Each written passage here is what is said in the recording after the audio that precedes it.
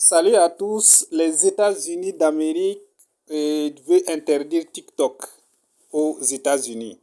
Pour cela, le président américain Joe Biden demande à tous les gouverneurs de mettre une loi interdisant l'utilisation de TikTok par les citoyens américains.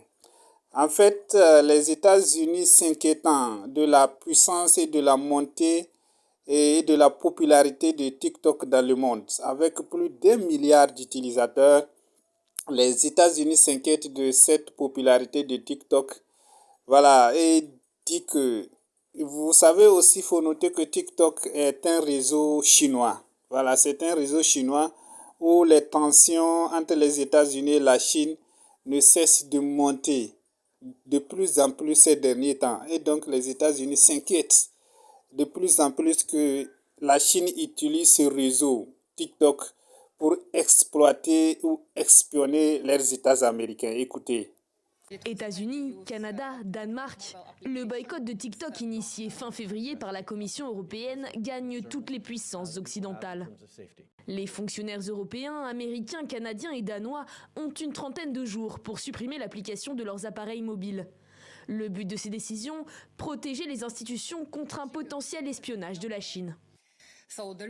Cette décision a été prise pour protéger le cyberespace de la Commission et accroître sa cybersécurité.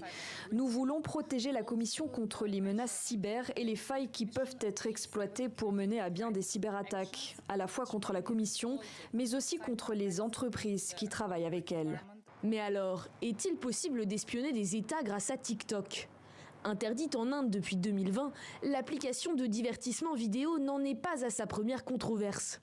Ultra populaire chez les jeunes, la plateforme appartient à l'entreprise chinoise ByteDance.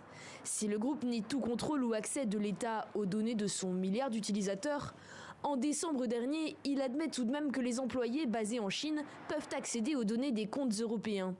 Certains d'entre eux les ont même utilisés pour traquer des journalistes. Potentiellement, ça peut accéder à votre micro, votre caméra, votre appareil photo, voilà, tout les vidéos que vous faites, ça peut accéder à tout ça. Sur l'usage, c'est toujours un peu plus compliqué de savoir vraiment ce qu'ils en font. On est en droit de se poser la question de potentiellement l'accès que le gouvernement chinois pourrait avoir à ces données. C'est la question de la nationalité de cette entreprise qui pose question. Menace pour la sécurité nationale ou modèle économique comme un autre, la question reste en suspens. De leur côté, les autorités chinoises jugent déraisonnables ces nouvelles restrictions. L'Union américaine pour les libertés civiles déplore également une décision qui porterait atteinte à la liberté d'expression.